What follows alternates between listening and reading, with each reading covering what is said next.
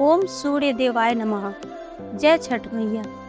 आप सभी का आपके अपने चैनल दी भक्ति स्टोरी में हार्दिक अभिनंदन है। आप सभी को छठ पूजा की हार्दिक शुभकामनाएं। भगवान सूर्य देव और छठी मैया की कृपा आप और आपके समस्त परिवार पर सदा सर्वदा बनी रहे। भगवान सूर्य देव और छठ मैया आप सबकी सभी मनोकामनाओं को पूर्ण करें। छठ का पर्व जो कि हर वर्ष चैत्र माह में और विशेष प्रकार से कार्तिक के महीने में शुक्ल पक्ष की चतुर्थी तिथि से लेकर सप्तमी तिथि तक रखा जाता है। छठ का व्रत जो कि बहुत ही कठिन व्रत माना जाता है। इस व्रत को महिलाएं संतान प्राप्ति, संतान की लंबी आयु तथा घर की सुख समृद्धि और अपनी सभी प्रकार की मनोकामनाओं को पूर्ण करने के लिए रखती हैं। इस व्रत को विशेष रूप से महिलाएं रखती हैं, परंतु स्त्री पुरुष दोनों समान रूप से इस व्रत को रख सकते हैं। इस पर्व को डाला छठ, सूर्य षष्ठी और छठ पूजा आदि नामों से भी जाना जाता है। इस त्योहार में मुख्य रूप से भगवान सूर्य और छठी माता की पूजा होती है। छठ का 4 दिवसीय महापर्व कार्तिक शुक्ल पक्ष की चतुर्थी तिथि के दिन से प्रारंभ होता है। छठ के पहले दिन चतुर्थी तिथि को नहाय खाए किया जाता है। दूसरे दिन पंचमी तिथि को खरना किया जाता है। छठ का तीसरा दिन यानी षष्ठी तिथि सबसे महत्वपूर्ण होता है। इस दिन व्रतधारी लगातार 36 घंटे तक का निर्जला उपवास रखते हुए सायंकाल छठ मैया की पूजा के बाद सूर्य देव को संध्या काल का अर्घ देते हैं।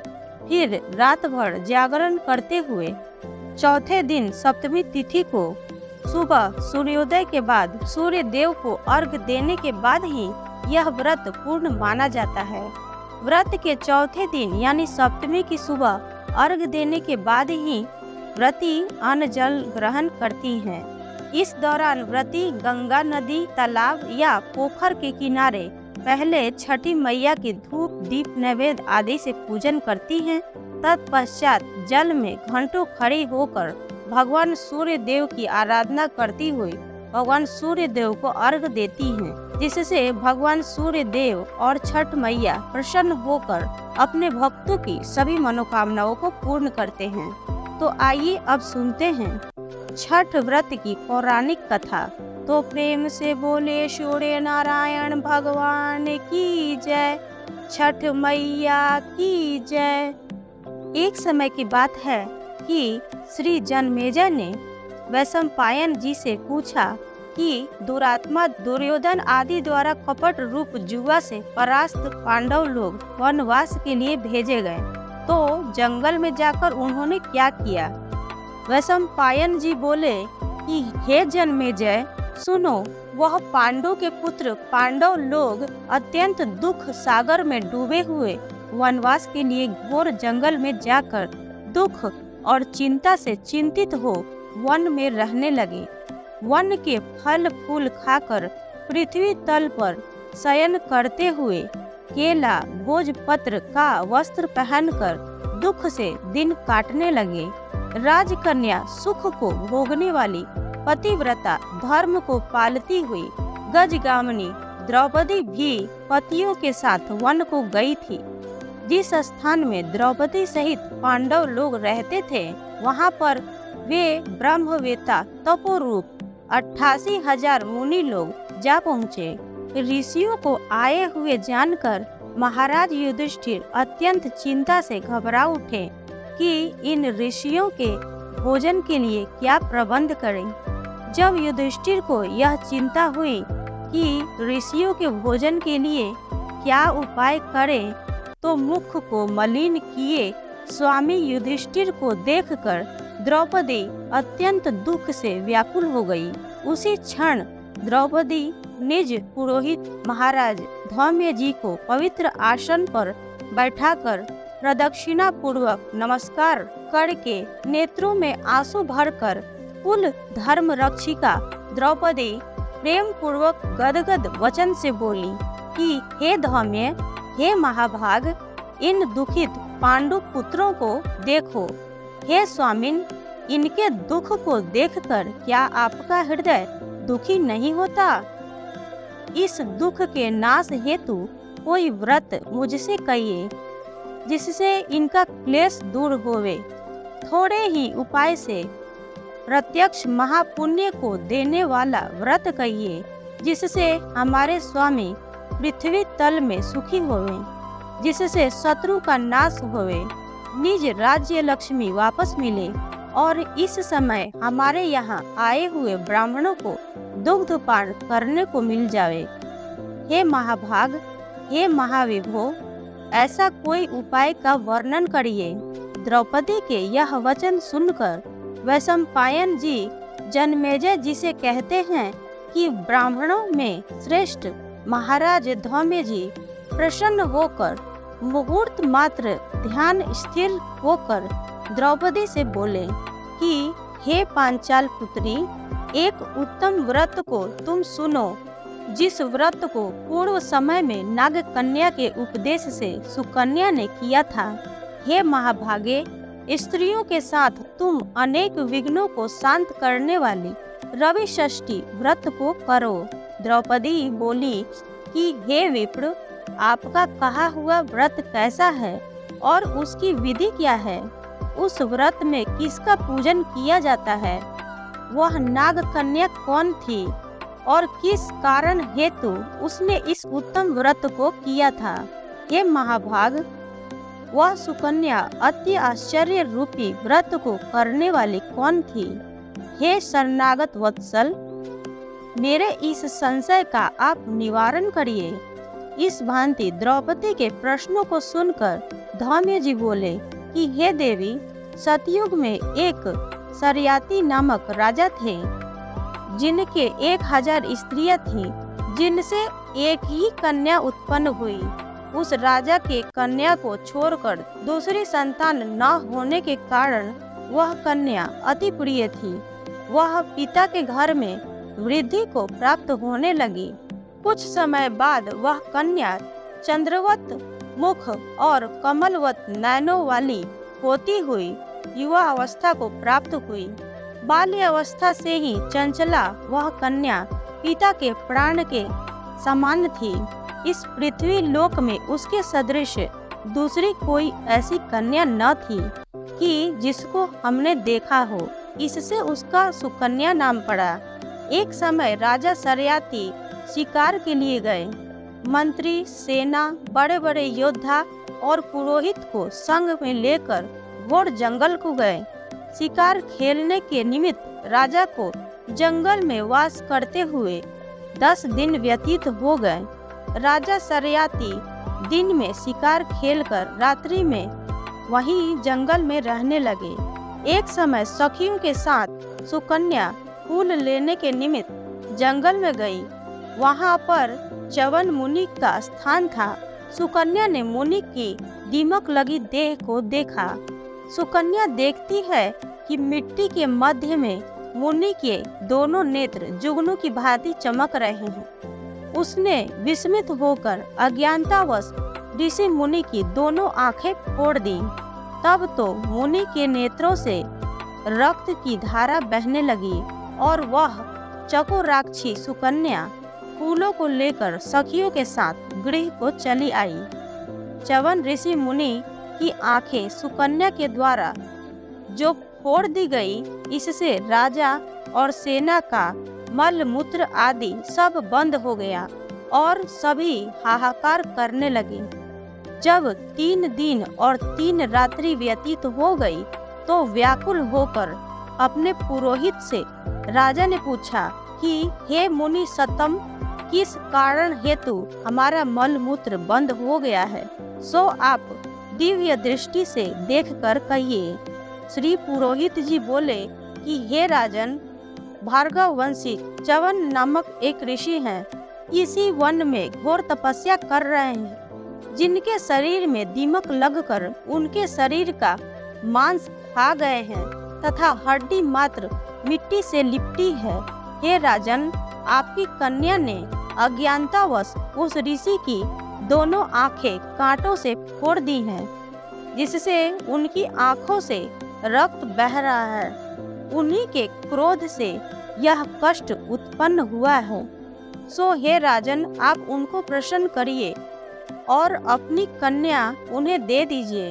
कन्या दान से वह मुनि च्यवन जी प्रसन्न हो जाएंगे। यह पुरोहित के वचन सुनकर राजा सरियाती सुकन्या को साथ लेकर ऋषि के पास गए और उनके शरीर पर जल छोड़ने पर हड्डी मात्र के दर्शन हुए।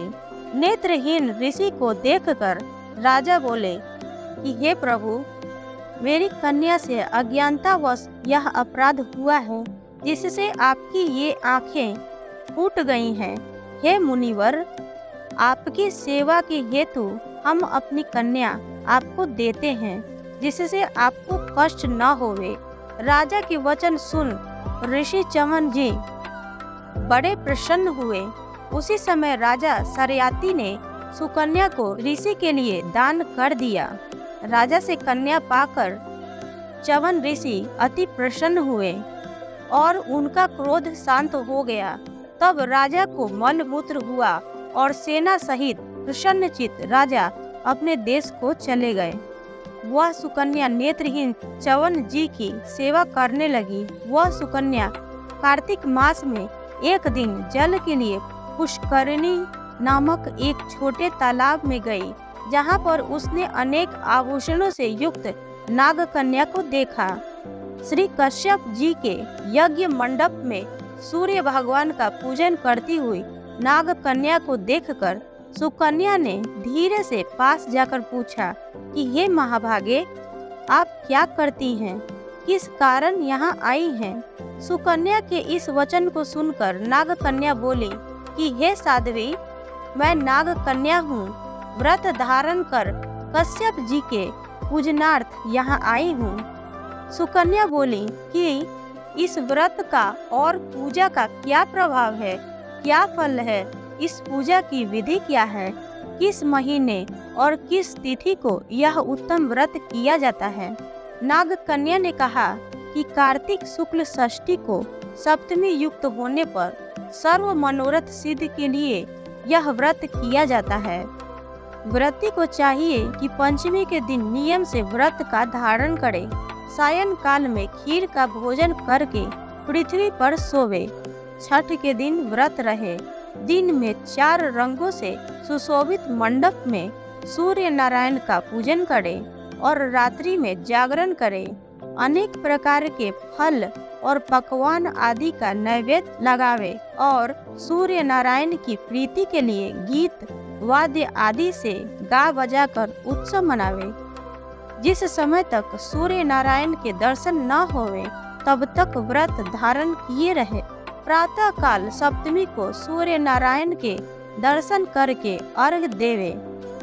दूध, नारियल, कदली फल, पुष्प, चंदन से 12 नाम सूर्य के हैं, उन्हीं नामों का उच्चारण करते हुए और प्रत्येक नाम से दंडवत प्रणाम करते हुए अर्घ देवे। जगत के सविता, जगत के नेत्र, जगत की उत्पत्ति, पालन, नाश के हेतु त्रिगुण रूप त्रिगुणात्मा ब्रह्मा, विष्णु, शिव रूप सूर्य नारायण को नमस्कार है। इसी प्रकार इस व्रत के करने से सूर्य नारायण महाघोर कष्ट को दूर करके मनोवांछित फल प्रदान करते हैं। हे सुव्रते, हमने यह रवि षष्ठी व्रत तुमसे कहा है। श्री धौम्य जी ने कहा कि हे द्रौपदी, नाग कन्या के इस वचन को सुनकर सुकन्या ने इस उत्तम व्रत को किया। इसी व्रत के प्रभाव से च्यवन ऋषि के नेत्र पुनः वापस मिल गए। ऋषि च्यवन का शरीर निरोग हो गया और सुकन्या के साथ लक्ष्मी नारायण की भांति राजयुक्त होकर सुख भोगने लगे। इससे हे पांचाल नंदिनी, तुम भी इस उत्तम व्रत को करो। इसी व्रत के प्रभाव से तुम्हारे पति पुनः राज्य लक्ष्मी को पावेंगे और निसंदेह तुम्हारा कल्याण होगा। तब द्रौपदी ने धौम्य महाराज की आज्ञा से यह यथाविधि व्रत को किया तो युधिष्ठिर जी ने अतिथि रूप में आए हुए ब्राह्मणों को भोजन देकर प्रणाम किया। वैशंपायन जी ने कहा कि हे जन्मेजय, धौम्य जी से इस उत्तम व्रत को जानकर द्रौपदी ने इस उत्तम व्रत को किया। इसी व्रत के प्रभाव से द्रौपदी पांडवों सहित पुनः राजलक्ष्मी को प्राप्त हुई। जो कोई स्त्री इस पुनीत व्रत को करेगी, उसके समस्त पाप नाश होकर सुकन्या की भांति पति सहित सुख को पावेंगी। इस व्रत का विधिवत उद्यापन करें। विधि विधान से प्रत्येक वर्ष व्रत करते हुए कथा को सुने, ब्राह्मणों को दान दक्षिणा देवें तो उसका मनोरथ सिद्ध होता है। जो कोई भक्ति युक्त होकर इस कथा को सुनता है तो उसको पुत्र पौत्र धन संपत्ति तथा अक्षय सुख की प्राप्ति होती है। इस भांति इस कथा को सुनकर सूर्य नारायण को अर्घ देकर नमस्कार करना चाहिए। इसी प्रकार एक और पौराणिक कथा के अनुसार राजा प्रियव्रत और उनकी पत्नी मालिनी संतान सुख से वंचित थे। इस बात से राजा रानी काफी दुखी रहते थे। एक दिन उन्होंने संतान प्राप्ति के लिए महर्षि कश्यप से पुत्रेष्टि यज्ञ करवाया। महर्षि ने यज्ञ संपन्न करने के बाद मालिनी को खीर दी। खीर का सेवन करने के बाद मालिनी गर्भवती हो गई और 9 महीने बाद उसे एक पुत्र की प्राप्ति हुई। लेकिन दुर्भाग्य से उसका पुत्र मृत पैदा हुआ। यह देखकर राजा रानी बहुत दुखी हो गए और निराशा की वजह से राजा ने आत्महत्या करने का मन बना लिया। परंतु जैसे ही राजा आत्महत्या करने लगे तो उनके सामने भगवान की मानस पुत्री देवसेना प्रकट हुई और उन्होंने कहा कि मैं षष्ठी देवी हूँ, लोगों को पुत्र सुख प्रदान करती हूँ। जो व्यक्ति सच्चे मन से मेरी पूजा करता है उसकी मैं सभी मनोकामना पूर्ण करती हूँ। यदि राजन तुम मेरी विधि विधान से पूजन करोगे तो मैं तुम्हें पुत्र रत्न प्राप्ति का वरदान दूंगी। देवी के कहे अनुसार राजा प्रियव्रत ने कार्तिक शुक्ल पक्ष की षष्ठी तिथि को देवी षष्ठी की पूजा की। इस पूजा के फल स्वरूप रानी मालिनी एक बार फिर से गर्भवती हुई और ठीक 9 महीने बाद उन्हें एक सुंदर पुत्र की प्राप्ति हुई। कहते हैं तभी से छठ पर्व मनाए जाने की परंपरा शुरू हुई। इस पर्व से जुड़ी एक और कथा के अनुसार महाभारत काल में सूर्य पुत्र कर्ण ने सबसे पहले सूर्य देव की पूजा की थी और कहा जाता है कि घंटों पानी में खड़े होकर कर्ण सूर्य देव को अर्घ देता था। सूर्य देव की कृपा से कर्ण एक महान योद्धा बना। आज भी छठ में अर्घ दान की यही परंपरा चली आ रही है। आइए अब जानते हैं कौन है छठी मैया। पौराणिक मान्यता के अनुसार छठी मैया को सूर्य देव की बहन और ब्रह्मदेव की मानस पुत्री माना जाता है। इनका नाम षष्ठी मैया है, जिन्हें आम बोलचाल की भाषा में छठी मैया या छठ मैया कहते हैं। छठ पूजा में सूर्य देव के साथ इस देवी का पूजन करते हैं। एक प्रकार से सूर्य देव और छठी मैया भाई बहन हुए। इस प्रकार जो भी सूर्य देव और छठ मैया का पूजन करते हैं तो भगवान सूर्य देव और छठ मैया उनकी सभी मनोकामनाओं को पूर्ण करते हैं। तो प्रेम से बोलिए सूर्य नारायण भगवान की जय, छठ मैया की जय। तो आशा करती हूँ कि आप सबको यह वीडियो पसंद आई होगी। अगर आप सबको यह वीडियो पसंद आई हो तो वीडियो को लाइक करें, इस वीडियो को ज़्यादा से ज़्यादा शेयर करें ताकि ज़्यादा से ज़्यादा छठ व्रती इस कथा को सुन सकें। चैनल को सब्सक्राइब जरूर करें और कमेंट बॉक्स में अवश्य लिखें जय छठ मैया। धन्यवाद।